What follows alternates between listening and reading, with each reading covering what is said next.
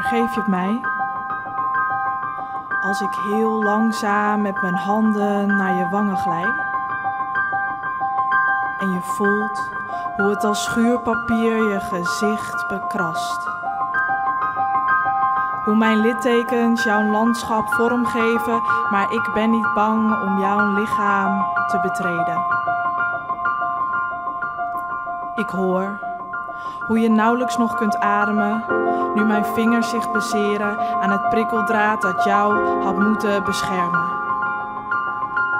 Maar ik ben niet bang. Zie je hoe mijn bloed jouw landschap langzaam kleur geeft? Fluisteren van je naam klinkt als een nachtmerrie. Ik blijf maar bonzen op je raam, maar jij durft je ogen niet open te doen. En ik wil wel iets veranderen. Ik wil bergen verzetten. Maar mijn handen zijn geschaafd. Open wonden omdat alles dat ik aanraak zo scherp is. Dus elke keer wanneer ik ons wil oprapen, me weer bezeer. Maar ik vind het niet erg om voor jou te bloeden. Kleine riviertjes die zo hard stromen. En het lijkt bijna alsof ze wegrennen. Voor jou. Voor mij. Voor ons. En heel soms wil ik even mee. Wegrennen. Voor jou. Voor mij. Voor ons.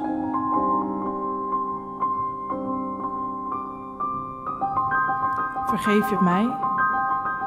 Wanneer ik probeer te liggen in je heuvels en je dalen. En we na talloze slapeloze nachten eindelijk weer in elkaars armen vallen.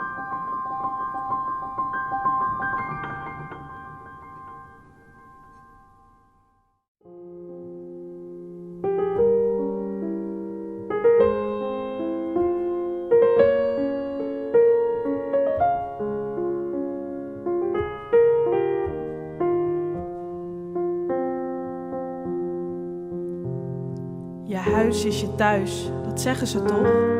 Maar ik voel me een pop in een poppenhuis. En ik ben de enige pop die er woont. Er zijn wel deuren en kasten, maar die zijn leeg.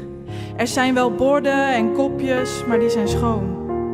Er wordt niet geleefd, er worden geen herinneringen gemaakt. Het staat daar maar te zijn zonder enig doel. En die pop, die zit daar maar. De ene keer op het bed, de andere keer op een stoel. Maar wanneer gaat ze slapen? Wanneer gaat ze dromen? Want wat gebeurt er als haar ogen sluiten? Dan zit ze opgesloten.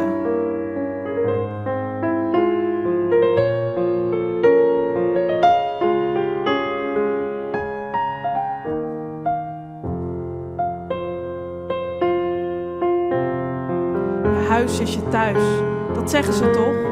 Maar ik voel me een pop in een poppenhuis. En dan zijn de monsters onder mijn bed de enige vrienden die me nog gezelschap houden. Ik ben niet bang in het donker. Misschien is dat mijn probleem.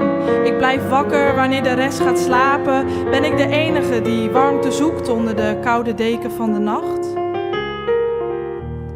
Ik rijd door wanneer het stoplicht op rood gaat. Rood is voor mij geen teken van gevaar, maar een teken dat ik leef, dat ik besta. Dus ik zoek het op wanneer ik me niet voel en het liefst onder auto's kruip. Dan ga ik heel stil liggen met mijn hartslag in mijn buik.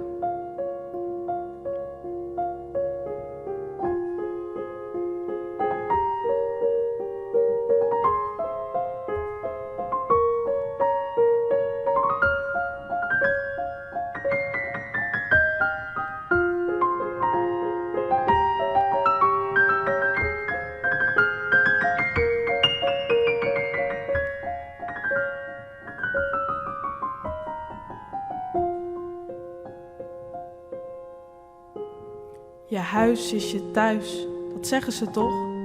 Maar ik voel me net te vaak een pop in een poppenhuis. Ik voel me alleen, ik ben ook alleen. Alleen voelt vertrouwd. Ik vang de klappen op wanneer ik mezelf weer eens voor de gek hou.